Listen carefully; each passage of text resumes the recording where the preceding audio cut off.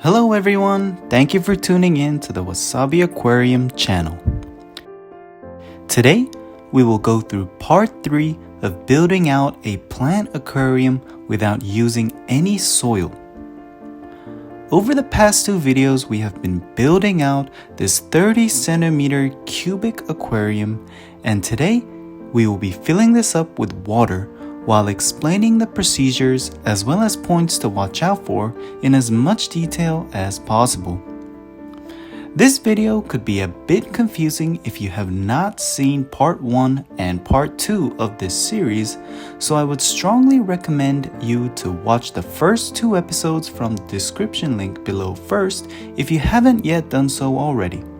We will also take a look at how the moss we placed on top of the driftwood with the dry start method in part 2 turned out, so please stay tuned for that as well. So it has been about 1 month since we released part 2 of this series. So we're going to take a look at how the premium moss and water feathers turned out over the past month as we placed them on the driftwood with the dry start method. Quite surprisingly, maintaining the premium moss and water feathers has not been easy, even with the dry start method. We especially found difficulties in keeping the moss hydrated as they would dry up very quickly if you did not water them at least twice a day. One missed opportunity of watering them could easily make the moss start to turn yellow on the edges, so we really needed to put a lot of attention and focus on making sure the moss were constantly hydrated. The premium moss and water feather would also take a lot more time to attach to the driftwood compared to other popular types of moss such as willow moss or weeping moss. They would feel very unstable when touching them, or some of them would fall off if I sprayed water on them too strong. So overall, I especially struggled to make sure the premium moss attached to the wood properly. I did recently also check the condition of the moss a few days ago, and to be quite honest, there were still some unstable areas here and there, so we could still extend the dry start method for a few more days, but at the same time, I am quite hesitant to keep an aquarium looking like this displayed at our store for too long. So I went ahead and decided to launch this aquarium. So here we are in the 3rd episode where we will be adding water to this tank a bit earlier than usual. So now let's go ahead and actually start the procedures for today's video. So as you can see, we've removed the lid, and I also drained out about 2 centimeters of water that was left inside the tank. I was initially planning to lay out the layer of sand while keeping the driftwood inside the aquarium, but I figured it would be a bit too hectic, so I removed all of the driftwood as well. On another note, I also noticed there were some mold forming on the driftwood, which is somewhat of an inevitable consequence when it comes to using driftwood for the dry start method. You may feel like this could visually impact your layout in a negative way, but you actually do not have to worry about them at all.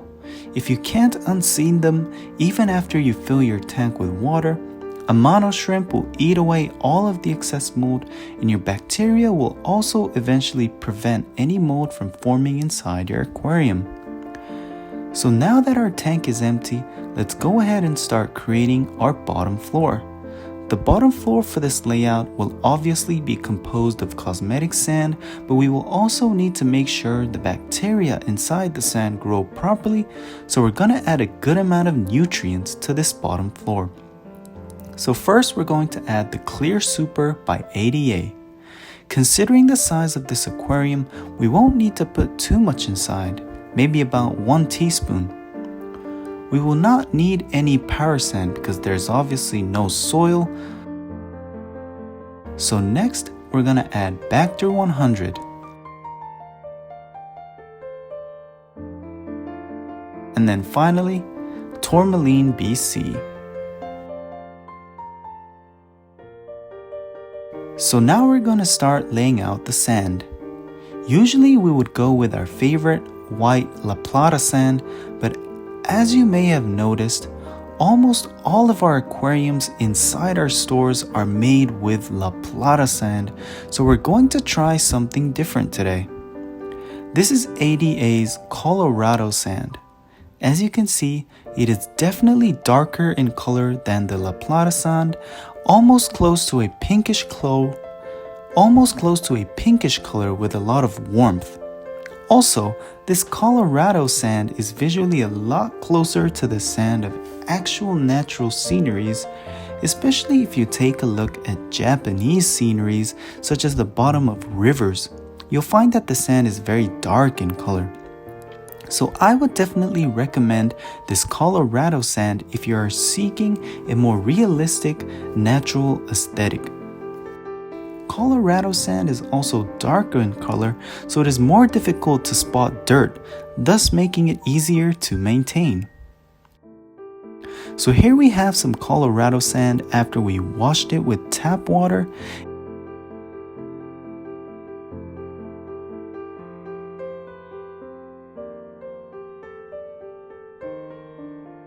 In terms of the thickness, we are not going to be planting any water plants inside the sand, so we can keep it thin, ideally between 5 to 10 millimeters.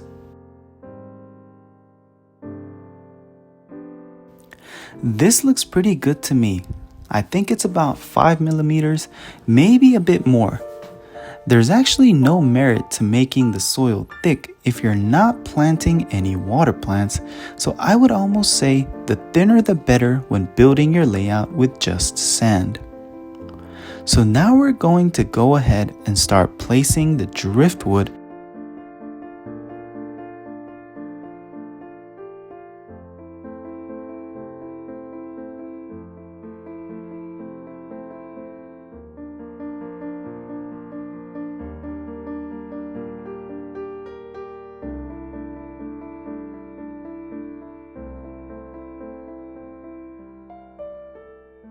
And we're going to try to recreate the layout we made in the last video. As you may recall from the previous video, but this driftwood piece right here did not fit inside the aquarium when placing them for the dry start method. So what we did was we placed just this one inside a different tank and attached water feather to it by using moss cotton.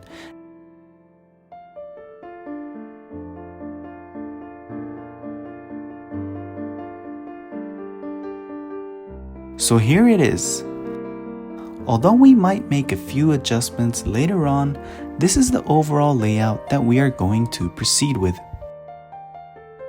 I haven't gone back and checked the previous video in detail, so you may notice some differences in design, but the positions of driftwood can be moved around later on, so we're going to proceed with this layout for now. Now we're ready to fill our tank up with water. The most important point to watch out for when placing water inside an aquarium with driftwood, as we've said over many videos, is that driftwood floats. So we have to make sure to attach some weight to the wood to prevent them from floating.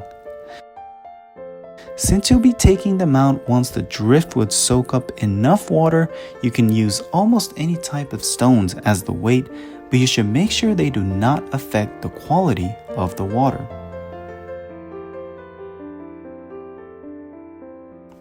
For this specific aquarium, we're going to use sansui stones as the weight on the driftwood. I chose this mainly because they are pretty dense and heavy compared to other stones, and they also do not affect the water in any way. At first, I think you'll find it difficult to place equal weight on all of the driftwood, and one or two pieces may start to float. So try to be as careful as possible when placing stones on your driftwood.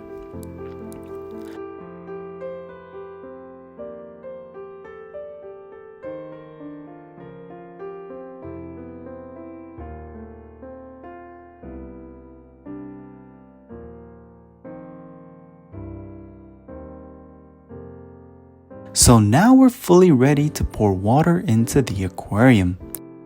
You should pay close attention to the driftwood while pouring water inside, and be ready to add more stones if any of them start floating.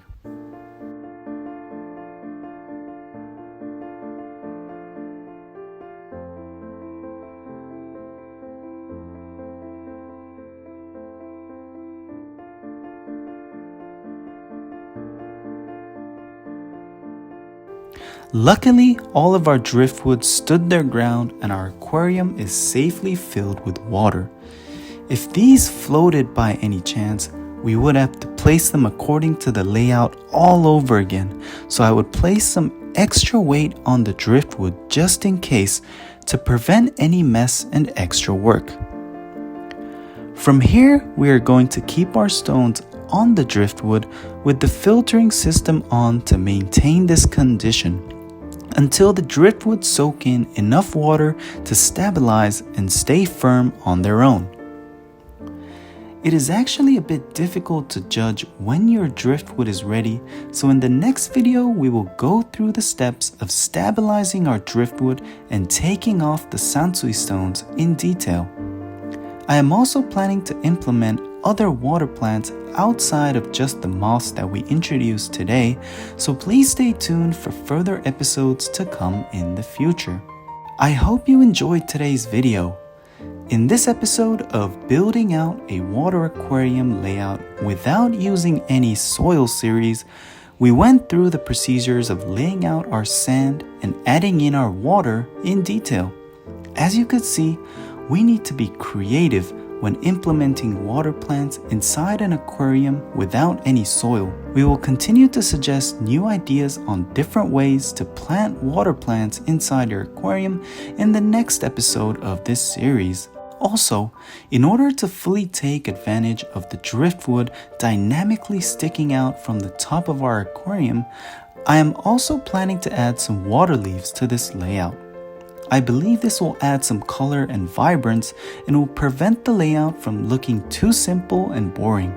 Plants that attach to materials such as the moss we looked at today also tend to be a bit dull in color or monotonous, so the vibrant water leaves will definitely create good contrast and will bring out the good aspects of both the moss and water leaves. As you can see, the aquarium is currently still foggy, and the sansui stones we are using as weight are just not aesthetically and visually pleasing at all, but we are definitely at a necessary step of building this layout. So please stay tuned to see how this aquarium unfolds to become a beautiful layout. Also, as the temperature starts to get warm and we get closer to summer, these light green, cool water plants are definitely a good match.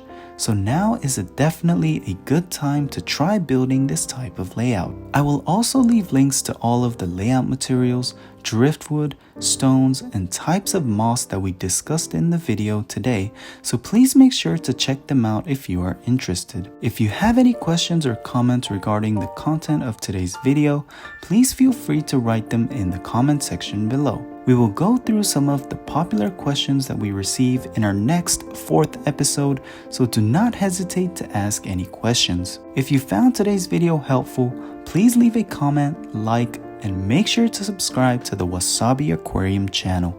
We will continue to create helpful content, not just explanation videos where I talk the whole time, but more content like this episode where we actually build layouts together.